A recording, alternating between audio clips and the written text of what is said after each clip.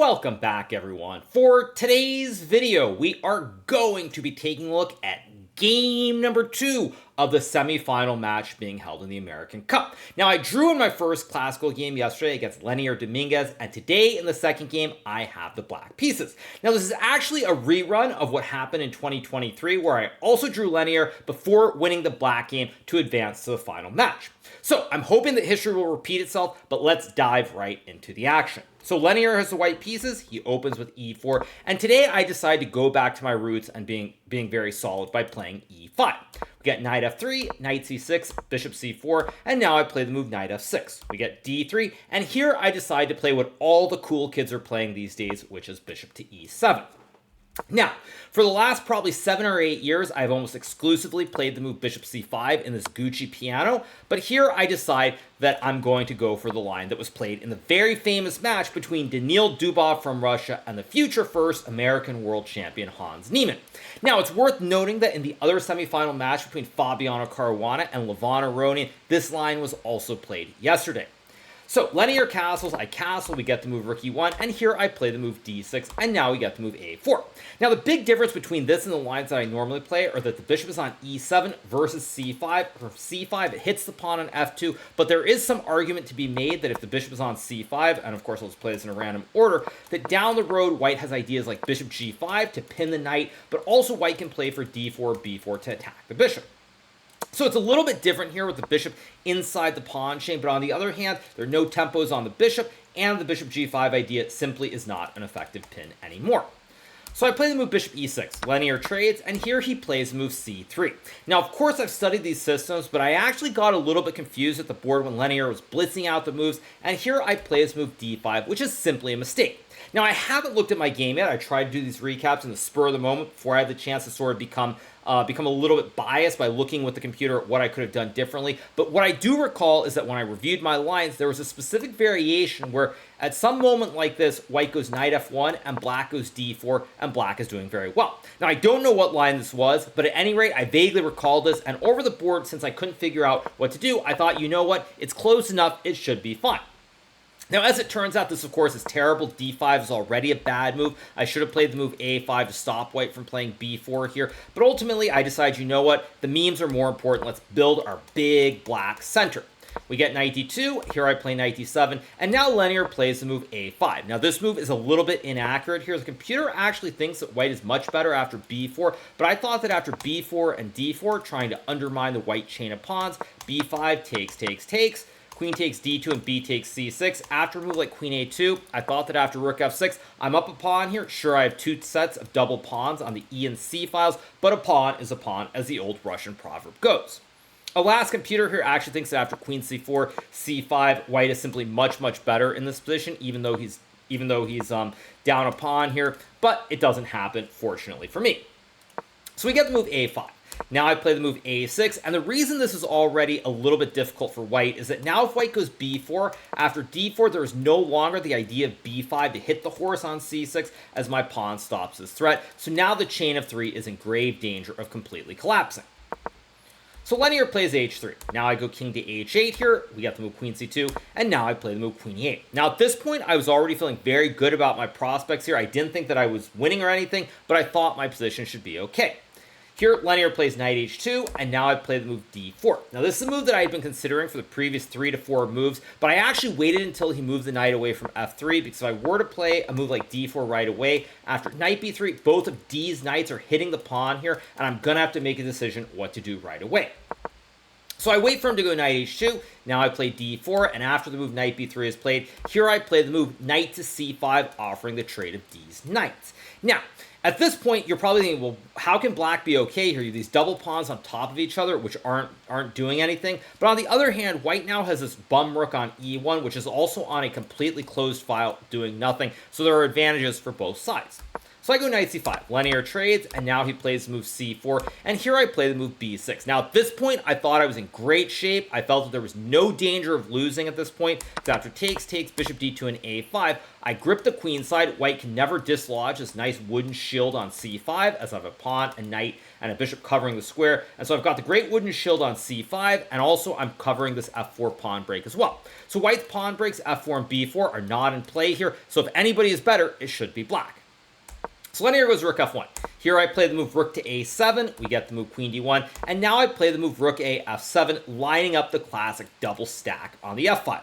Here we get queen to e2, rook f6, bishop g5, rook f7, bishop d2, and now I play this move h6. Now, of course, here I could have played the move rook to f6 and made a draw by repetition, but honestly, I thought there was no risk of me losing the game, so if there's no risk, you might as well keep the game going. So I play h6. Leinier now plays this move g3 here, and in this position, I play the move rook to f6, as white no longer has the move bishop g5. Leinier plays king g2, I go queen g6, knight g4, rook f7, and now we get the move rook a d1.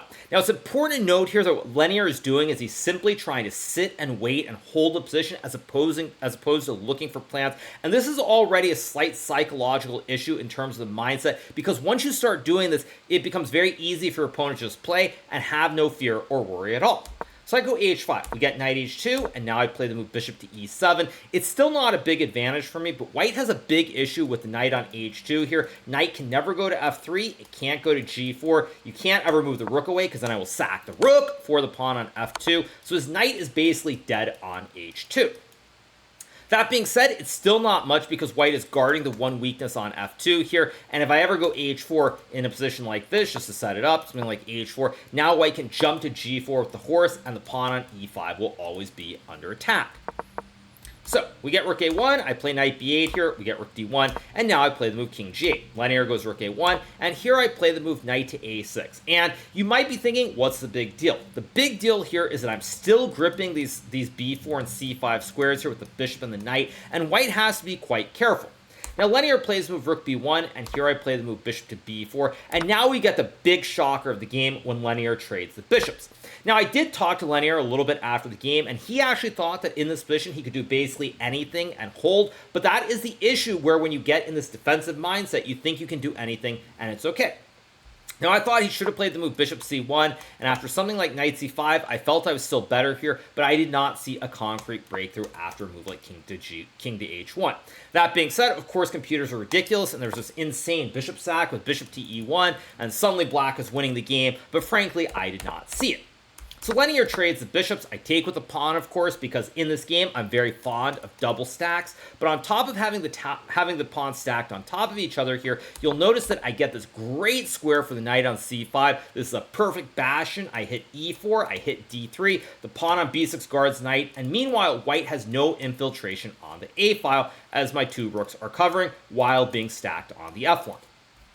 So we get the move queen d1. Now I play this move h4 here, and at this point, I started to feel like I was going to get really serious chances to win the game. Now, what's amazing is the computer even here is sort of laughing at me. It thinks that white is fine. I thought that in this position, Leinier already had to try and play the move h4 to stop me from pushing p, and after something like queen to h6 with the idea of g5, I thought I was better, but I, again, was not sure if I would be winning. Instead, he goes queen d1. I go h4, and now he plays the move g4, and after queen g5, this is a dream position. White has no counterplay whatsoever here. The knight on h2 is glued. My knight on c5, always pressuring the pawns on d3 and e4, and at this point, it feels like I should get great chances to win. Now, of course, the computer is laughing and says that white is still fine here, but I thought that at this point, I was going to win the game. So we get queen c2. Here I play queen f4, we get the move b3, and now I play the move king h7. Now, this is simply inexplicable for me. I actually had a feeling that somewhere around here Leinier had blundered, but if I had seen the right move here, I can simply sack the horse, and after queen takes knight and queen d2 here, I have the double stack. I'm crashing through with the kebab on the second rank, and this game is just over. I just win on the spot. If white goes king h1, after takes, rook takes f2, and knight f1. I have to move queen to f4, attacking the knight, but also setting up all kinds of checkmate threats towards the white king in the corner, and the game is just over. Actually, I should point out if white goes queen d1, there is no instant mate here, but I can now go b3, and with this passed pawn distracting the rook and the queen and all the threats on the second rank, this is just over. Instead, like a great genius that I am, I play the move king to h7, and now we get the move rook a2. Now here I'm still better, but the problem is white has now set up a bit of a fortress. The queen and the rooks. The queen is guarding the pawns on b3 and d3. The rooks are guarding this way, and white also controls the open a file, so it's not clear how to win. But the problem is, I actually, even though I missed knight b3, is I thought that everything had to be winning because optically white has so many issues. You have two weaknesses on b3 and d3. You have a weakness on f2. You have a dead horse on h2. With 4 weaknesses in the position, or 4 problems to deal with, I figured, just based on what the good old book says, it has to be winning no matter what. But it actually is not here. So I play queen g5. We get queen d1. I go rook f4, rook e1, queen f6. We get rook e2. And now I play the move rook f7. We got rook b2, queen d8, rook b1, and now I play the move knight d7. Now, the one idea that I saw in this position is white is really guarding this f2 pawn, the queen is guarding these 2 pawns, is that I thought the one idea that I had in reserve here was to try and get this horse to the f4 square. And if I can get the horse to f4, then black is simply going to win this game, as the knight will target all these pawns and everything is going to collapse. Or so I think. Apparently this isn't losing, by the way, after king g1, knight f4, and queen f1, as the queen is still holding d3 and h3, but I figured this would be winning. So instead we get queen e1. Now I go queen f8, lining up what we now know as the legendary Aliekin's gun, or the triple stack, where you have the 2 rooks and the queen lined up against this pawn on f2. This was played in a very famous game by former world champion Alexander Aliekin, originally from Russia, I believe in the 1930s, where he had this great gun on the file. So I get the gun. Now we get rook b2, I go knight c5, and here Dominguez plays move queen d1. Now, even though I've got the gun with the 2 rooks and the queen targeting the pawn, white has his own set of rooks guarding the pawn and the queen guarding these 2 pawns, and it's still very, very tough to play for more. So I go g5 here. Now, the reason that I play this move, it's not a move that I wanted to play, is that I figured down the road, the one conceptual plan I have here is to try and get this knight to f4 down the road, and if I can get this knight to f4, sorry, not rook f5, rook f6, I get the knight to f4, I can win the game. But I figured that at this point, when I went g5 here, there's never a world where I can get this knight to g5 without losing a ton of material. Like, even if I get something like this, just to set it up, knight here, knight g5, it's still, nothing is happening for me. Even though I've got the great knight, the pawn is guarded, the rooks are guarding this one, so I figured the square is not relevant for the knight. So when I go g5, I figure knight can't get to g5, so g5 makes sense because I still have knight f4, but also, if I don't go g5, at some point white can play g5 and activate the horse by going to g4, so I figure it's a threefold move. I'm never using a square for the knight. I still have g6, f4 for my knight, and this knight never can get back into the game. So I play g5. We get the move f3 here, and this move is just inexplicable from Leinier Dominguez. Now, to be fair to Leinier, he's been defending for a long time. He has to know his position. It's miserable. He's got all these weaknesses. But f3 is a move after which it feels like, from a human perspective, there's no coming back, because now you create another weakness on the dark square g3 here, so white is simply not going to be able to defend everything. So I go king g6, we get rook b1, I play rook c7, and now we get the move queen d2, and here I play the move rook f to f7. Now, my idea is simple. I want to contest the one open file here, this a file, but also I want to be able to move my queen to f4 and start activating on the dark squares around the white king. So Dominguez plays king f2, now I go rook to a7, and here we get the move king to e2. Now, this move simply loses instantly, but already here it's very hard for white to play. Probably the best line is to go rook b2, but now after something like rook fb7, let's just say white goes king e2 and rook to a3, black is just crashing through here. You always have queen f4, you can go for the double stack on the open file, and something is going to give for white.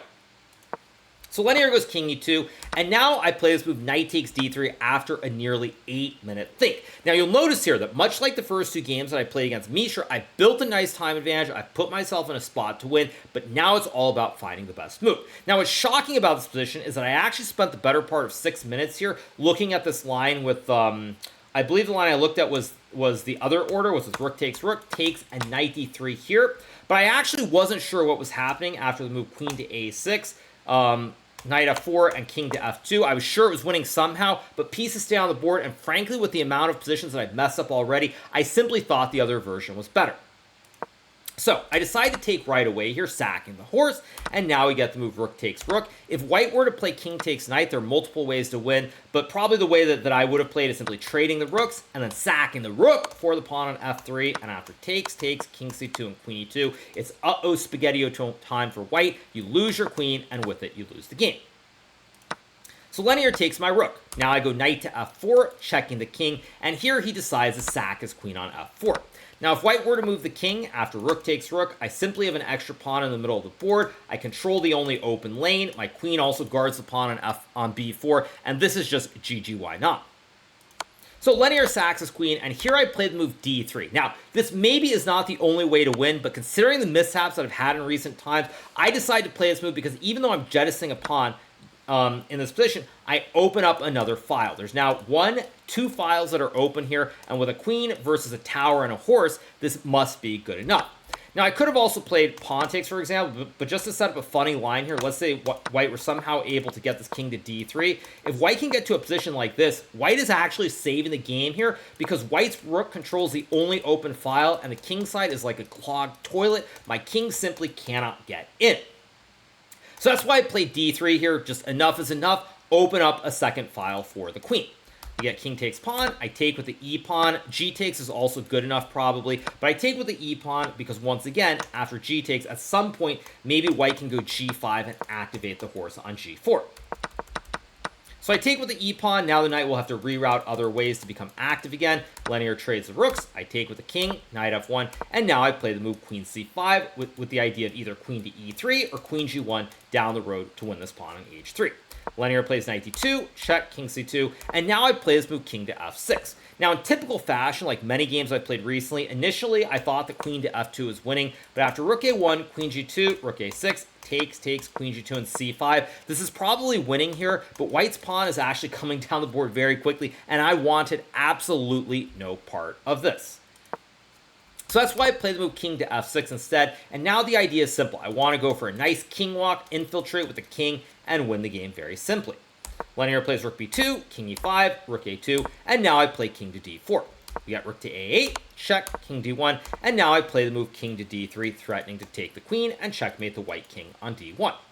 Leinier plays the move rook to d8, and now I play the move king to e3, and here we get the move e5. Now, it's very sort of ironic in a way, but even here at the end of the game, you'll notice that white's knight on d2 is very, very bad. There are just no squares that it can jump to. So even here at the end, once we've had this transition from middle game to the end game, this knight is still completely doomed.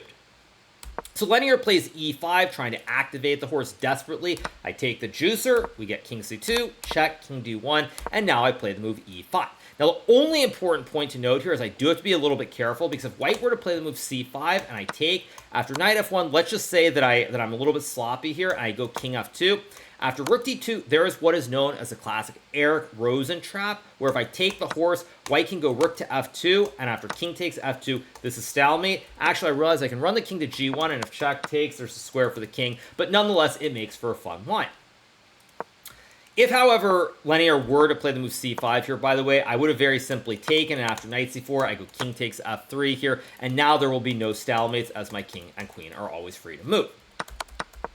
So we get rook d5. Here I play the move e4, Dominguez captures, and now I play the move f3 here. We got the move e5, f2, and now he plays the move knight f1. Now, if e6 were played here, there are a couple ways to win, but probably the cleanest is to go for the Botez Gambit by playing queen takes pawn, sacking the queen. If white takes the queen, I promote to a queen, and after king c2, queen takes c4, I check the king, I win the rook, and after e7, queen d7, I just gobble the pawn, and I win the game. So Dominguez plays knight f1. Now I go king to f3, and in this position, Dominguez finally resigns here, and I get my first win in classical chess in literally something like 11 months, I think, at least since the candidates that I played in 2024. Now, the reason he resigned here is after knight d2, there are many ways to win, but simplest is just to sack the queen for the horse, and after takes, queen, I have a queen for a rook, there's no fortress here, I'll win, it's just a matter of whether it's 5 moves, 10 moves, or even longer. So I get a big, big win. History does, in fact, repeat itself, meaning that I beat Dominguez in the Game 2 of the American Cup once again. This means that I win the match by a score of 1.5 to half. No tiebreaks are needed. And this also means that I will be playing in the final of the winner's bracket against either Fabiano Caruana or Levana Ronin. Those guys are playing a tiebreaker after drawing their 2 classical games.